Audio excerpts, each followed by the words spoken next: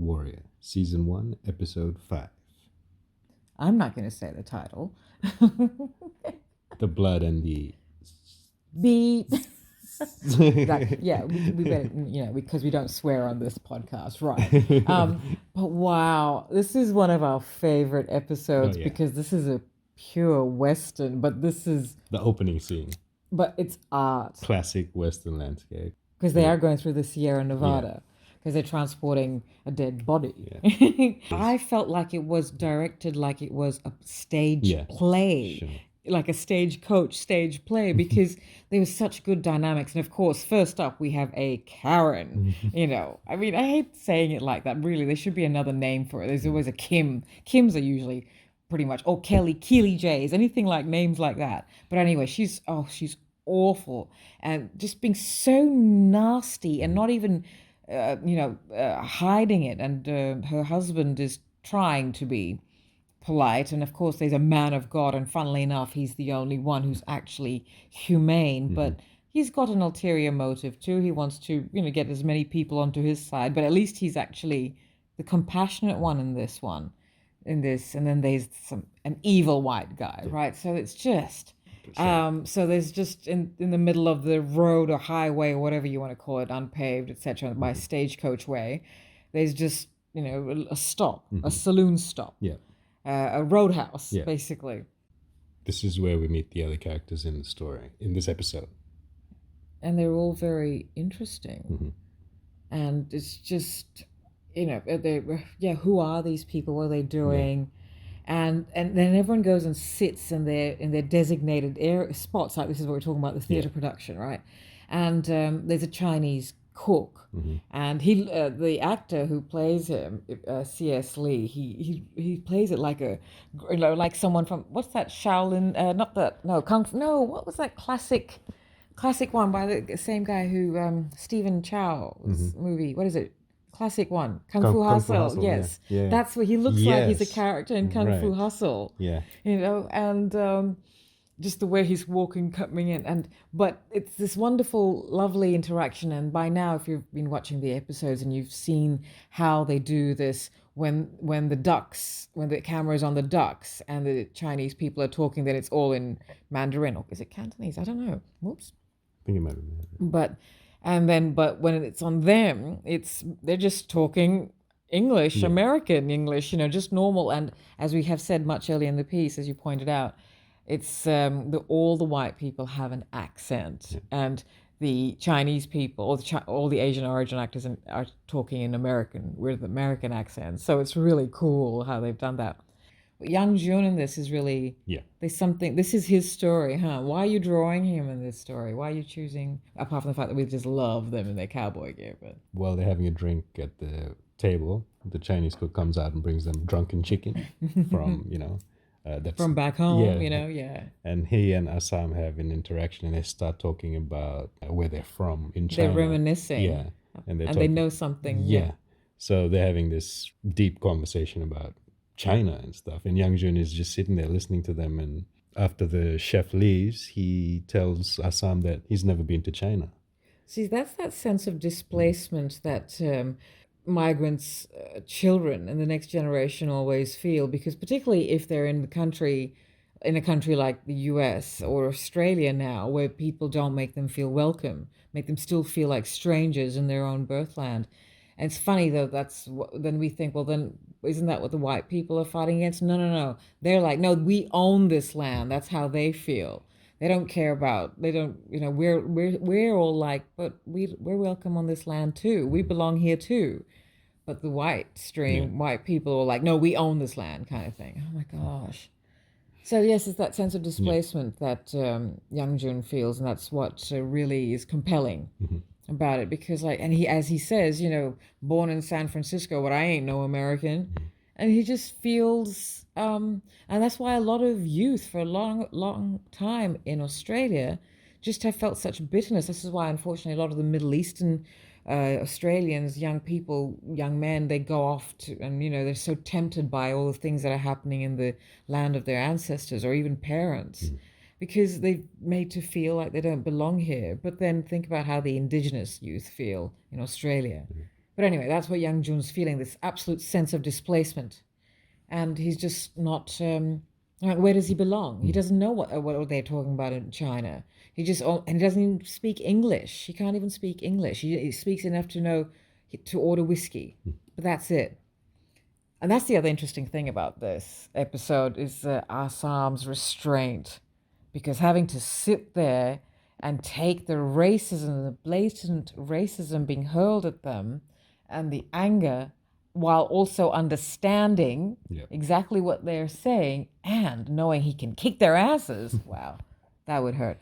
But anyway, we yeah, this is one of our favorite episodes for how it's filmed and the theatrical, but just the cliche of it, but not at all done in that it's an homage and it's done with different faces and the reality of how it may have been at that time, and it's just rich tones. It's all painting, it's that wonderful rustic feel. And our first Native American character. That's right. Very important factor in that. And of course, Young Jun. While Ah Sahm is having an aggressive interaction and a fight is about to break out and restraint is being shown and the man of God interferes, camera cuts to Young Jun, who is making eyes.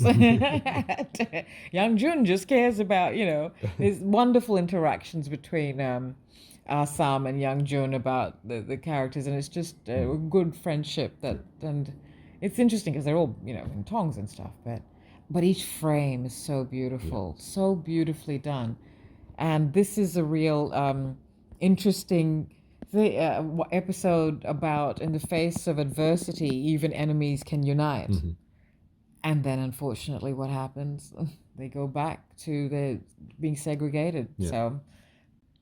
So in this episode, of course, is where we, get this understanding that Ah Sahm is maybe pining for Penny because he sees the white woman and the Chinese man able to have a life together, albeit in the middle of whoop whoop. And so there's a whole lot of things in here because along with Young Jun's displacement, which, by the way, I forgot to add that this is how Indo-Fijians feel. We're not of India, and we don't want to really be, but Indians make Indo-Fijians feel displaced. And then, of course, the Fijians don't want us there, so Indo-Fijians don't really know where to be, and gosh knows what someone like you who's triracial feels. I know you don't care, and I guess neither do I. That's what I'm saying about when we talked about in the Mandalorian episode. But I did understand Young Jun's sadness there. Of course. But I don't really, because I integrate. But I get sad when I am in Fiji or amongst Fijians and I can't speak the language because we speak English. I can't speak the Bawan that is Fijian, the language spoken. Neither can I. It makes me sad. Yeah. I feel like, I wish I did. Why do I know French and other languages and not know Fijian? Anyway, we're digressing. But so I understand how Young Jun feels. But oh gosh, okay, enough of all this melancholy, emotional stuff and personal things. Yeah, what a build up. They're waiting for the consequences of what has happened because there's been one thing after the other. It's just been your classic Western of one thing after the other. Yeah. And so it was wonderful to see the harder they fall. And then now you've got this. Yeah. And it's martial artists in a saloon in a gunfight. What? And Ah Sahm does what he does. But the build up to that is quite something. And Young Jun is crazy. To the point where Ah Sam's like, oh no. Like, I don't think Young Jun really knows, as he's now seeing. Now, this is the episode where Young Jun finds out that Ah Sahm can speak English. And instead of being jealous about it, he's really like, oh, sweet, when did you learn that and all that? Tell me how you... But you also, this is really quite a lot about Young Jun, in that you see how he is. He's a gentleman, really, and he really likes this Native American woman and, the nobility of her, that she's there for him. And it's just all very beautiful. It's like a beautiful movie. But, the gunfight that ensues and... just everything else, and then the reality of it at the end, and this is like a fantasy. The director, my apologies, but I can't remember his name. Ken, and I think he's Korean. I'm not sure. My apologies, but he's a director. He has directed The Flash, Okay. And but this is so beautifully well done. This Yeah. is indulgence. And your sister had told us something about how when Cinemax had this, they had so much money, they were able to just go nuts with production. And like this is filmed in South Africa. Wow. Okay. Yeah. That scenery is incredible. Yes, and so they were able to just have be on site or something Mm. like that. They had a lot of money because it's not spared. Nothing's Mm. been spared. It's beautiful, beautiful sets and costumes and you know people and just dialogue, everything. There's so much Yeah. money thrown at this, and it's just wonderfully set out. But what a dream to be able to go. Okay, you know what? Let's do this. Let's martial artist, blah blah blah. I also feel this is a nice homage to Bruce Lee's actual treatment that was found, the script he did write because he had envisioned it as the eventual David Carradine led show called Kung Fu that had been stolen from Bruce Lee. It Right. was Yeah. about him being out in the West. So Bruce Lee had written about this martial artist out in the West looking for someone. He's looking for someone, but he's out in the Yeah. West. How cool. So this is quite lovely. Mm. That nice little homage to that. I don't know if it is, but that's how it feels like to me. But it's so classic. Yeah. It's so violent. Look, it's really violent, okay? But it's But beautiful. I guess it's all kung fu style as well. So the Yeah. fight scenes were like that. But I read some other review had said it's unwashing the whitewash of history, and this is what all Yeah. these filmmakers are doing now, and which is just beautiful. And but this is particularly excellent and clever, and there's some real heart jolt at the ability to understand and get to the crux of how it is. Like they say, a character like Young Jun who has that displacement, who is a foreigner in his birth country, and you know, and that's why he bonds with the Native American Wang Care, the prostitute, the poor girl, but feisty and beautiful. And he bonds with her because he says that she too is a stranger in her own land, and it's all just very beautifully woven. And Ah Sam's the hero, and he's just like ballsy, and you know that Bruce Lee would have written this for himself too, because he wouldn't have, even though he's always said just you know the best thing to do first is run or Mm. whatever. You know if he's standing and fighting, he's got the backup Yeah. plan. You know, in any Bruce Lee movie, you know that if he's there, he's backed himself up. So this is what Andrew Koji is able to bring into this character. Ah Sahm, he brings that essence of Bruce Lee, which is all right. I'm going to stand and fight because I've backed myself up. Mm. So, and it's great. And Young Jun in this is just Jason Tobin Yeah. who plays him. He's just really captures. He's got that essence of a cowboy, a rancher, a marshal. He's got the marshal's walk down pat and the uniform of the white shirt and the vest and the all the stirrups or whatever they are, the garters, etc., around the shirt and all Very that. cool. It's all so cool. It's And so beautiful. this is the episode where Young Jun and Ah Sahm established their brotherhood as well. Yeah. Like, if you know, brothers will stay back for each other because Young Jun had the option of leaving the scrap because the bandits were coming back. But Ah Sam had given him that. He yeah, said, "You just go." yeah, And then Young Jun. Sorry, I'm taking it yeah, over. yeah, yeah. That's Just I like to expand on the fine. points you bring back.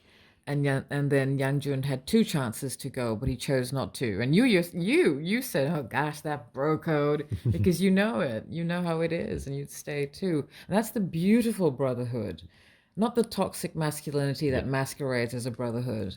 The lovely, the beautiful, the loving brotherhood is this that will be there for each other, man. You know, we protect the women and stuff like that. That's what we've talked about this beautiful masculinity in something else. Again, I don't remember when, but way back then. But this is such a good, wonderful episode. It's so poetic and so beautiful. And at the time of us talking, I don't know exactly what you're going to draw, and this is the beauty of it. And I try not to take sneak peeks at what you're drawing when you're drawing, but when I do, I gasp because it's like, oh my god. right. So I'm excited to see what you're going to do with this. I know that you're hanging out to illustrate our toy. Yeah. and other scenes, etc. But you've been also hanging out to illustrate Young Jun. Yeah. So So this is the episode that I. because this is just a really emotional, violent, Yeah. emotional and violent, but art. Just everything from how the scenes are framed, and just when it says that one of the end scenes, it says saloon, and it's just like that would be a photograph I would take. It's just a little bit left off center, blue sky, and it's beautifully red, and then got a bit of a purplish tone over it, so it's a deeper red. I love the colors of the show. It just there's a scene coming up in later episodes with it's Penny Blake and she's in a red cape. Right. Oh Yes. man, delicious. It's a movie. It's each episode is a movie, Yes. and it's so beautifully fleshed out. Like this one. Even though they're all continuations, this one is a standalone. Like you could watch this by itself, and you sort of understand really who what they're doing. They're transporting gold. Why are they doing this? Is it something that people do with corpses? Anyhow, what's going on? You've got to know some backstory of history. I don't know, but it's a standalone. It's just I don't know. It's quite magnificently done. Even the Karen of the episode proves herself a bit of a badass because, as I've always said, white women are strong. It's the white male who is the weakest of the lot. White women have to be strong because they give birth to these idiots, and they've got to then make up for it and compensate. And they are the ones who will protect, because they know these males are weak. So white women are strong, like depicted in this one. She becomes a badass, and her husband's like, oh my goodness, and so it's all very quite classic in that way, I think. Right? It's Yeah. just what an episode. I'm What an so in episode. love with this series. It's just beautiful. We really want to show our appreciation for this beautiful artwork that I hope is studied one day in university degrees about filmmaking and art and creativity, and also philosophy and psychology. I really hope, and history.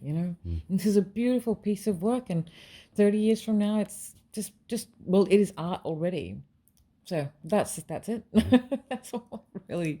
I hope that people do get to hear and listen and see what you're drawing and see our homage and our love for other people's artwork and their hard work and creations. And this is history. We're watching something that Bruce Lee envisioned. Yeah.